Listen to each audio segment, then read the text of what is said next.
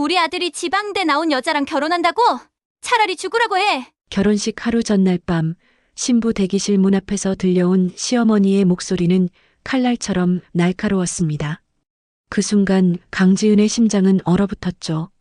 예비 신부의 꿈 같은 순간이 악몽으로 변해버린 겁니다. 강지은은 지방국립대 경영학과를 졸업했습니다. 남들보다 더 노력했고 IT 벤처기업에서 실력을 인정받으며 승승장구하고 있었죠. 그러다 서울대 출신 엘리트 이준혁을 만났습니다.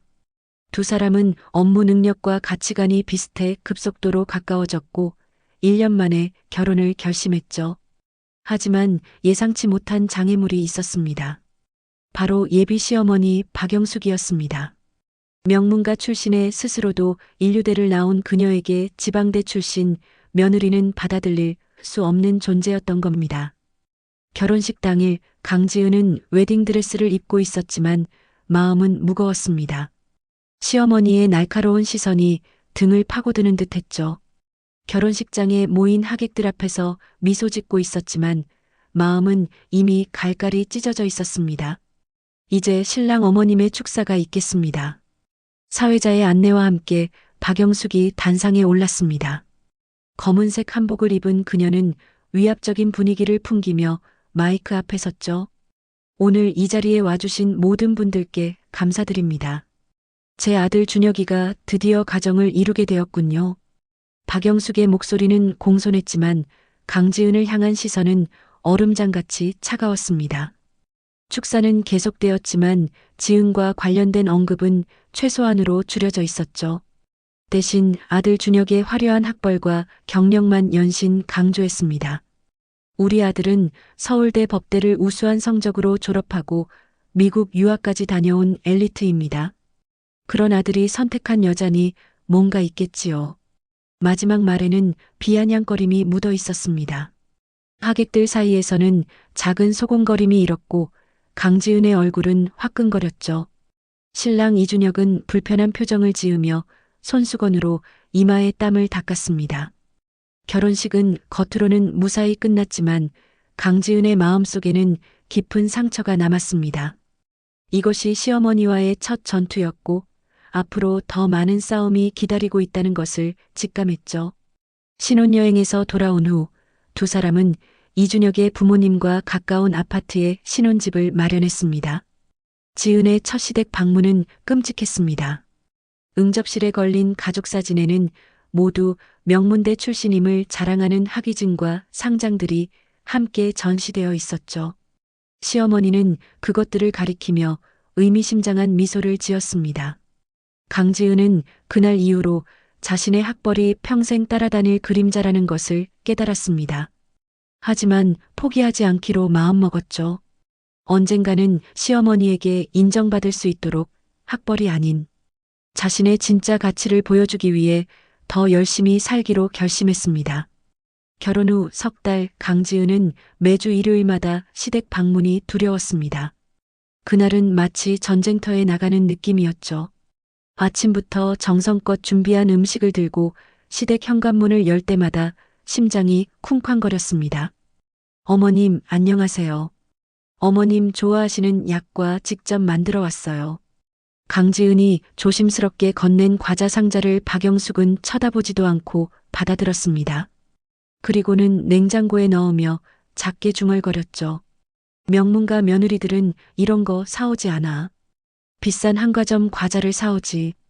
지은은 귀가 따가웠지만 미소를 유지했습니다.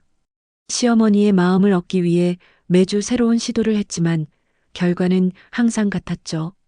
직접 만든 음식은 맛이 없다며 투정, 선물은 저렴하다는 핀잔, 대화 주제는 늘 지은의 학벌 부족함에 초점이 맞춰졌습니다. 저녁 식사 시간은 특히 고역이었습니다.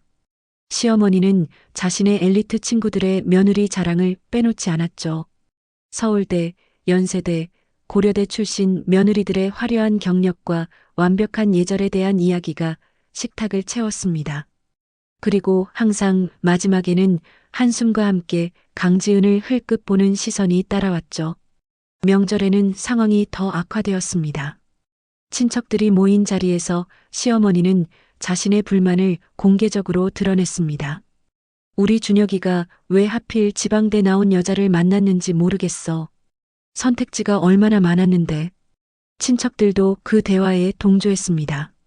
시고모는 요즘 젊은이들은 부모 말을 안 듣지라며 거들었고, 시할머니는 지방격이 맞아야 한다며 고개를 절레절레 저었죠. 강지은은 주방에서 설거지를 하며 눈물을 삼켰습니다. 이준혁은 상황을 알면서도 적극적으로 나서지 못했습니다. 그저 엄마 지은이 능력 좋아요라고 중얼거리는 정도였죠. 그마저도 시어머니의 차가운 눈길에 금세 입을 다물었습니다. 회사에서는 인정받는 강지은이었지만 시댁에서는 늘 지방대 출신 며느리라는 꼬리표가 따라다녔습니다.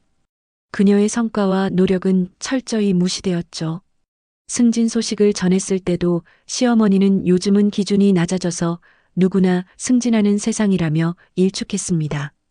매일 밤 강지은은 자신의 일기장에 마음을 털어놓았습니다. 언제쯤 인정받을 수 있을까? 내 노력이 헛되지 않다는 걸 보여줄 수 있을까? 그렇게 고뇌하며 잠들곤 했죠. 어느 날 시아버지 이태영이 지은에게 조용히 말을 건넸습니다. 며느리, 너무 마음 쓰지 마. 영숙이가 원래 고집이 세서 그래. 시간이 지나면 나아질 거야. 그 따뜻한 말 한마디가 강지은에게는 큰 위로가 되었습니다. 하지만 시어머니의 차별은 계속되었고 강지은의 인내는 점점 한계에 다다르고 있었습니다. 그래도 포기하지 않고 자신의 그리고 남편과의 행복을 지키기 위해 묵묵히 견디며 하루하루를 살아갔습니다.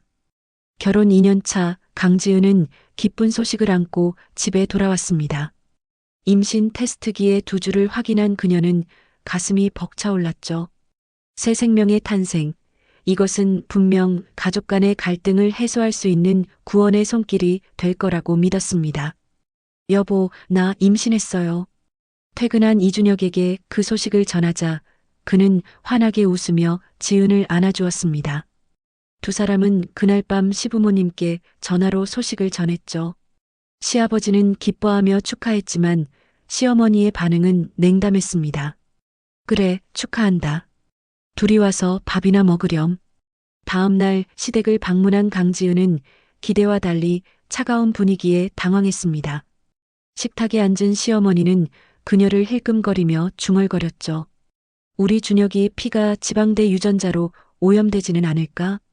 강지은의 귀에 들어온 그 말은 가슴을 찢는 비수와 같았습니다. 태어나지도 않은 아이까지 차별한다니 도저히 참을 수 없는 모욕이었죠. 이준혁도 이번만큼은 참지 못하고 어머니에게 항의했습니다. 엄마, 그게 무슨 말씀이세요? 지은이랑 우리 아이에 대한 모욕이잖아요. 하지만 박영숙은 눈 하나 깜짝하지 않고 말을 이었습니다. 엄마 걱정도 못하게 내 아이가 좋은 대학 가길 바라는 마음이야. 식사 내내 무거운 침묵이 이어졌습니다. 강지은은 손으로 뱃속 아이를 감싸며 묵묵히 참았지만 마음속 분노와 슬픔은 점점 커져갔죠. 집으로 돌아오는 길 그녀는 차 안에서 조용히 눈물을 흘렸습니다. 임신 기간 내내 시어머니의 간섭은 계속되었습니다. 해외 태교 음악을 사보내며 우리 손주는 최고급으로 키워야 해라고 말하거나 지은의 식단을 문제 삼으며 지방대에서는 제대로 된 영양학도 안 가르치나 보내라고 비꼬는 말을 했죠. 출산을 2달 앞둔 어느 날 강지은은 산부인과 정기검진을 받던 중 복통을 느꼈습니다. 의사는 긴급 안정이 필요하다며 입원을 권고했죠. 남편에게 연락했지만 해외 출장 중이라 바로 올 수 없었습니다. 어쩔 수 없이 시어머니에게 도움을 청했습니다.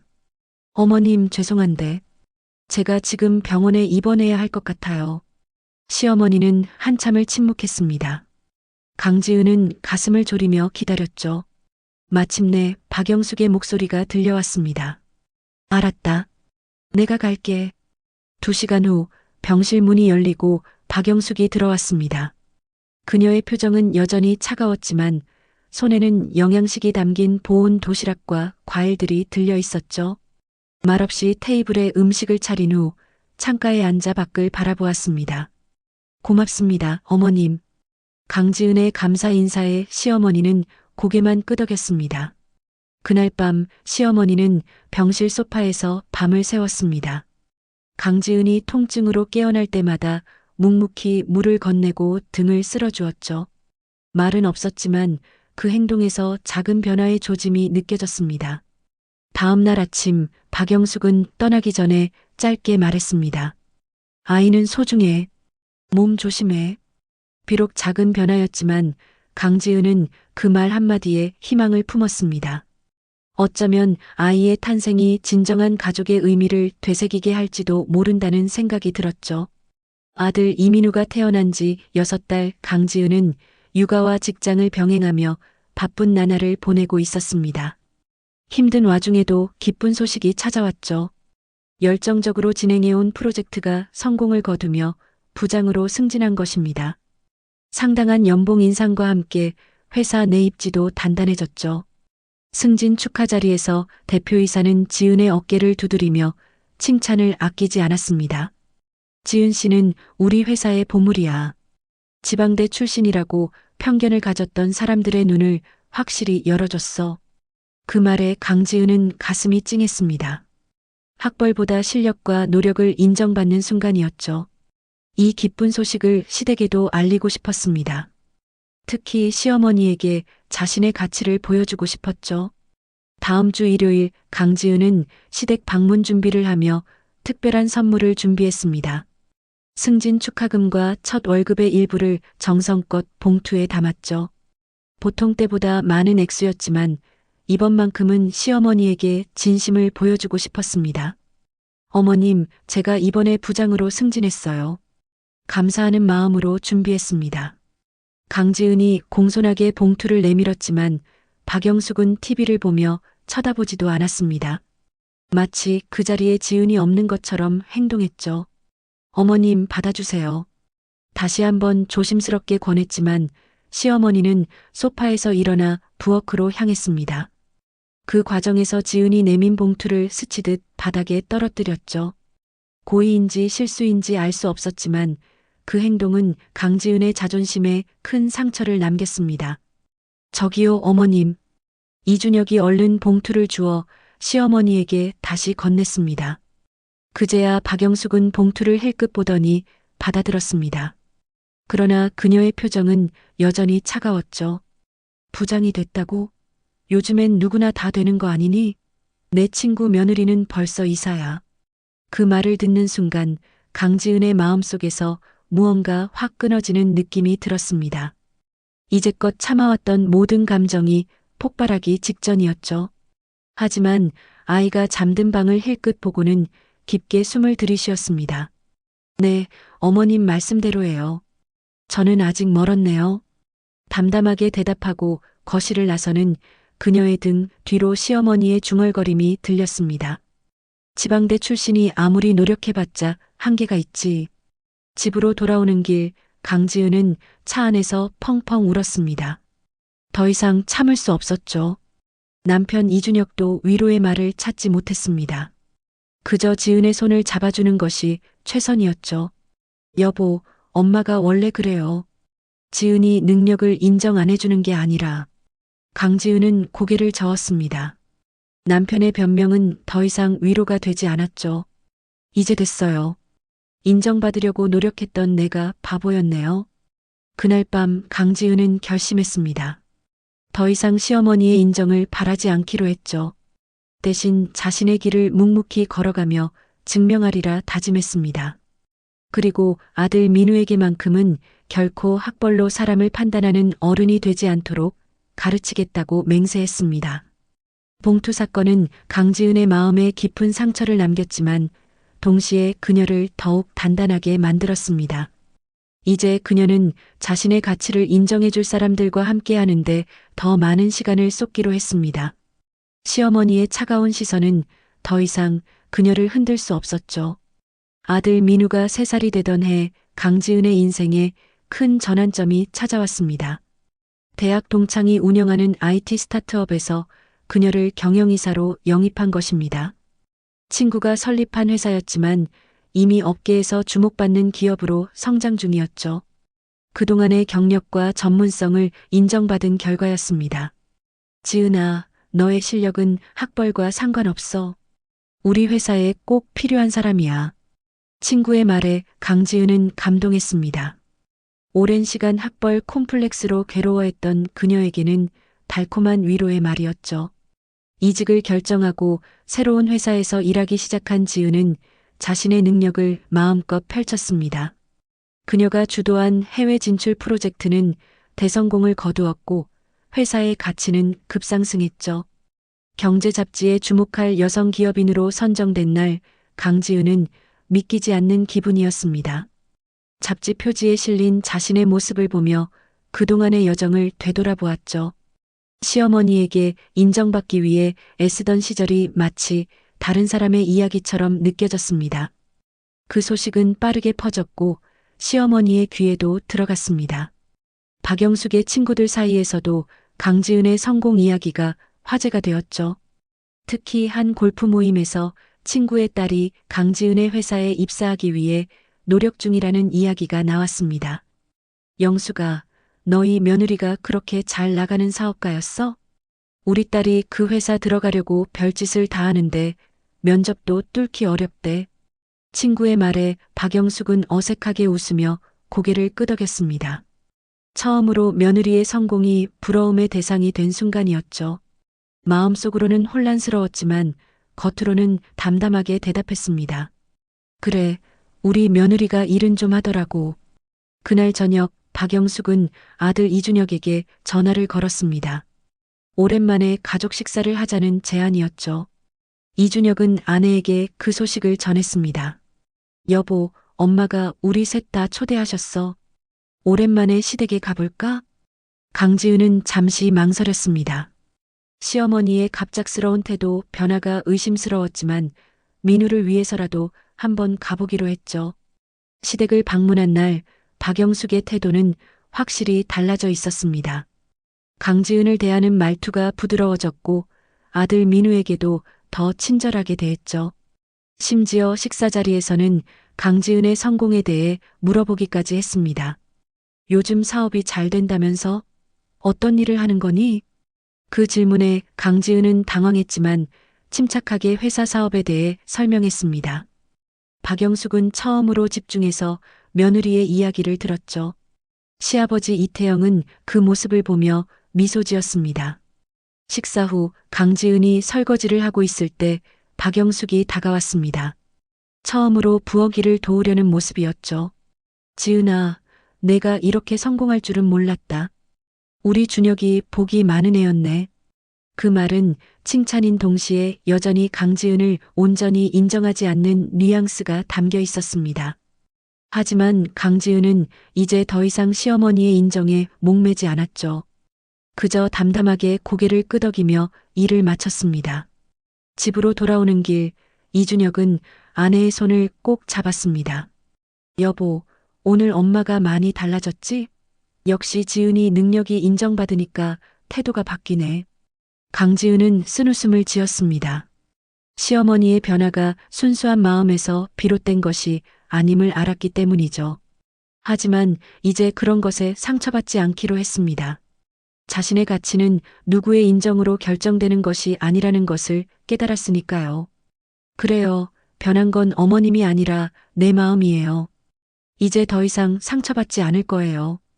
그날 밤 강지은은 오랜만에 편안한 마음으로 잠들 수 있었습니다. 강지은의 성공이 날로 커져가는 동안 시댁에는 검은 그림자가 드리우고 있었습니다.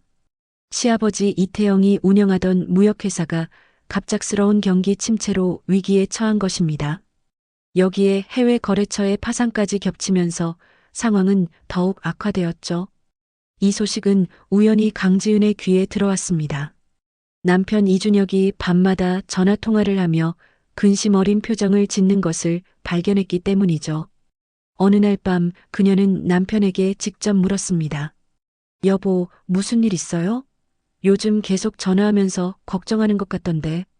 이준혁은 한참을 망설이다 마침내 입을 열었습니다. 아버님 회사가 어려워요. 거래처 부도로 큰 돈을 날리셨대요.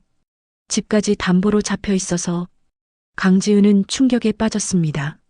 시아버지는 항상 든든한 가장의 모습이었는데 그런 분이 경제적 어려움을 겪고 있다니 마음이 아팠죠. 더구나 그동안 유일하게 자신을 따뜻하게 대해주셨던 분이었습니다. 얼마나 어려운 상황인데요? 우리가 도울 방법은 없을까요? 이준혁은 고개를 저었습니다. 그의 표정은 무겁기만 했죠. 아버님이 빚이 꽤 많아요. 우리 돈으로는 턱없이 부족해요. 그리고 어머니가 알면 안 된대요. 시어머니 박영숙에게 비밀로 해달라는 말에 강지은은 의아했습니다. 부부가 그런 중요한 일을 공유하지 않는다는 것이 이해되지 않았죠. 하지만 시아버지의 뜻을 존중하기로 했습니다. 다음 날 강지은은 시아버지에게 직접 전화를 걸었습니다. 오랜 망설임 끝에 내린 결정이었죠. 아버님, 제가 도움을 드리고 싶어요. 회사 상황이 어렵다고 들었는데 전화기 너머로 긴 침묵이 이어졌습니다. 이태영은 한참 후에야 무거운 목소리로 대답했죠. 준혁이한테 들었구나. 고맙지만 괜찮아. 내가 알아서 할게. 하지만 강지은은 포기하지 않았습니다. 자신이 가진 자원으로 시아버지를 도울 수 있는 방법을 찾아보았죠. 회사의 해외 네트워크를 활용해 이태영의 사업에 도움이 될 만한 새로운 거래처를 소개하려 했습니다. 시댁을 방문한 날 강지은은 조심스럽게 제안을 꺼냈습니다. 이태영의 얼굴에 잠시 희망의 빛이 스쳤지만 박영숙이 거실로 들어오자 그 표정은 금세 사라졌죠. 무슨 이야기하고 있어? 박영숙의 날카로운 질문에 두 사람은 서둘러 화제를 바꿨습니다. 하지만 영숙은 뭔가 이상함을 느꼈는지 계속해서 의심의 눈초리를 보냈죠. 집으로 돌아온 후 강지은은 남편에게 물었습니다. 어머님은 왜 아버님 사업 문제를 모르고 계신 거예요? 이준혁은 깊은 한숨을 내쉬었습니다. 어머니는 체면을 중요하게 생각하세요. 친구들 앞에서 늘 우리 집안이 잘 산다고 자랑하시는데 이런 경제적 문제가 알려지면 받아들이기 힘들어 하실 거예요. 그날 이후 시댁의 경제 상황은 더욱 악화되었습니다. 아들 민우의 생일에 시댁을 방문했을 때 강지은은 집안의 변화를 느꼈죠. 예전에는 항상 고급 브랜드 옷만 입던 시어머니가 낡은 옷을 입고 있었고 식탁에 오른 음식도 평소보다 소박했습니다. 그럼에도 박영숙은 괜찮은 척 했습니다. 손자 민우에게 생일 선물을 건네며 밝게 웃었지만 그 웃음 뒤에 숨겨진 피로와 걱정이 보였죠. 어머님, 이따 제가 조금 도와드릴게요. 강지은이 설거지를 돕겠다고 하자 시어머니는 고개를 끄덕였습니다. 부엌에서 단둘이 있게 된 순간 강지은은 조심스럽게 말을 꺼냈죠. 어머님, 혹시 필요한 거 있으시면 말씀해 주세요. 제가 도울 수 있는 일이라면. 그 말에 박영숙의 얼굴이 굳었습니다. 강지은의 시선을 피하며 냉랭하게 대답했죠. 무슨 소리야? 우리가 뭐가 필요하다고? 강지은은 시어머니의 자존심을 건드린 것 같아 당황했습니다. 더 이상 말을 이어가지 못했고 침묵 속에서 설거지를 마쳤죠. 집으로 돌아오는 길 강지은은 남편에게 시댁을 도울 방법에 대해 진지하게 이야기했습니다. 이제는 더 이상 시어머니의 자존심 같은 것에 신경 쓸 때가 아니었죠. 가족의 위기였으니까요. 여보, 제가 시아버님을 돕고 싶어요. 어머님이 아시든 모르시든 우리가 할 수 있는 일을 해야 해요. 이준혁은 아내의 손을 꼭 잡았습니다. 그의 눈에는 감사와 미안함이 동시에 담겨 있었죠. 고마워요. 당신 같은 며느리를 만난 게 우리 부모님의 복이에요. 강지은은 쓴웃음을 지었습니다. 시어머니가 그 말을 들으면 어떤 반응을 보일지 상상이 되지 않았죠. 하지만 이제 그런 건 중요하지 않았습니다. 가족을 돕는 것, 그것만이 그녀의 유일한 목표였습니다. 때는 가을, 시아버지 이태영의 갑작스러운 입원 소식에 강지은은 하던 일을 모두 미루고 병원으로 달려갔습니다. 과로와 스트레스로 인한 심근경색이었습니다. 다행히 골든타임 내에 발견되어 생명에는 지장이 없었지만 큰 수술이 필요한 상황이었죠. 병원 복도에서 만난 시어머니 박영숙의 모습은 충격적이었습니다. 언제나 당당하던 그녀가 한순간에 늙어버린 것 같았어요. 눈가에는 깊은 주름이 패이고 얼굴은 창백했습니다. 어머님 괜찮으세요? 강지은이 조심스레 다가가자 시어머니는 잠시 당황하는 기색을 보였습니다. 하지만 이내 평소의 표정으로 돌아갔죠. 뭐가 괜찮겠니? 갑자기 쓰러져서. 의사는 수술이 시급하다고 설명했습니다. 심장 우회 수술이 필요했고 비용도 만만치 않았죠. 강지은은 남편 이준혁과 눈빛을 교환했습니다. 둘 다 같은 생각이었습니다. 시아버지의 치료비를 지원하자는 것이었죠. 하지만 시어머니는 완강히 거부했습니다. 우리가 알아서 할 테니 걱정하지 마라. 내 돈 필요 없어. 병원 카페테리아에서 이준혁이 어머니를 설득하려 했지만 박영숙은 들으려 하지 않았습니다. 그녀의 자존심은 여전히 강고했죠. 엄마, 지금은 아버지 건강이 우선이에요. 지은이도 가족인데 돕겠다는 걸 왜 거절하세요? 박영숙은 창밖을 바라보며 고개를 저었습니다. 내 아내 돈으로 내 아버지 살린다는 게 말이 되니? 내가 이 나이에 지방대 출신 며느리한테 구걸할 만큼 비참해지진 않았다. 그 말을 들은 강지은의 가슴에 또다시 상처가 났지만 이번엔 달랐습니다. 시아버지의 생명이 위험한 상황에서 시어머니의 자존심 때문에 치료가 지연된다면 돌이킬 수 없는 결과를 낳을 수 있었죠. 그날 밤 강지은은 결심했습니다. 시어머니 모르게 시아버지의 수술비를 지불하기로 한 것입니다. 병원 원무과에 연락해 익명으로 모든 비용을 처리했죠. 병원 측에는 절대 가족에게 알리지 말아달라고 당부했습니다. 수술 전날 강지은은 시아버지를 찾아갔습니다. 병실에는 다행히 시어머니가 없었죠. 아버님, 걱정 마세요. 모든 게 잘 될 거예요. 이태영은 약한 미소를 지으며 손녀딸 손을 잡았습니다. 고맙다, 지은아. 내가 평소에 너무 못해줬는데. 강지은은 고개를 저었습니다. 시아버지는 항상 자신을 딸처럼 대해주셨기 때문이죠. 아버님은 항상 저를 가족으로 대해주셨잖아요. 이번엔 제가 도울 차례예요. 수술은 성공적으로 진행되었습니다. 긴 8시간의 기다림 끝에 의사가 좋은 소식을 전해주었죠. 시어머니는 안도의 한숨을 내쉬었지만 곧 현실적인 문제가 그녀를 덮쳤습니다. 바로 병원비였죠. 보호자분, 수술비 문제는 걱정 마세요. 이미 처리되었습니다. 간호사의 말에 박영숙은 당황했습니다. 그녀는 급히 원무과로 달려갔죠. 무슨 소리예요? 누가 지불했다는 거죠? 익명의 기부자께서 모든 비용을 부담하셨습니다. 환자분의 지인이라고 하셨어요. 그 말을 들은 시어머니의 얼굴에 의욕이 스쳤습니다. 그녀는 즉시 아들 이준혁에게 전화를 걸었지만 그도 모른다는 반응이었죠.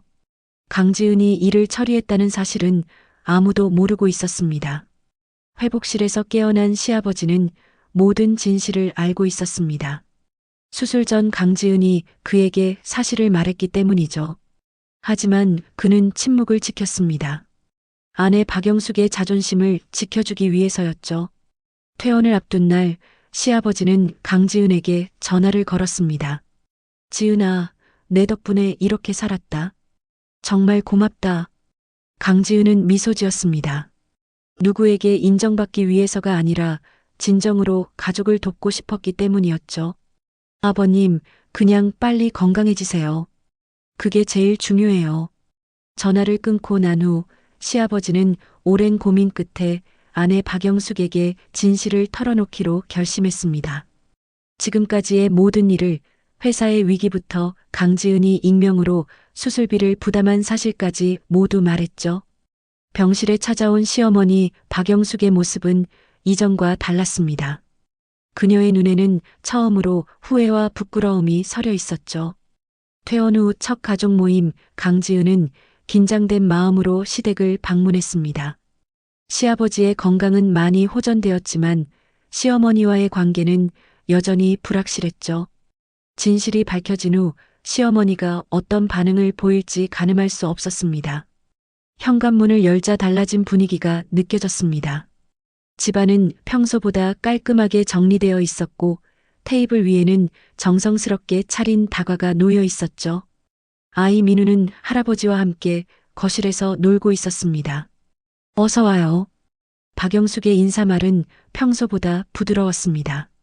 그녀의 눈빛에서 무언가 달라진 것을 감지한 강지은은 조심스럽게 집 안으로 들어섰습니다. 시아버지 이태영은 밝게 웃으며 손주와 놀아주고 있었죠. 식사 시간 테이블에는 강지은이 좋아하는 음식들이 가득했습니다.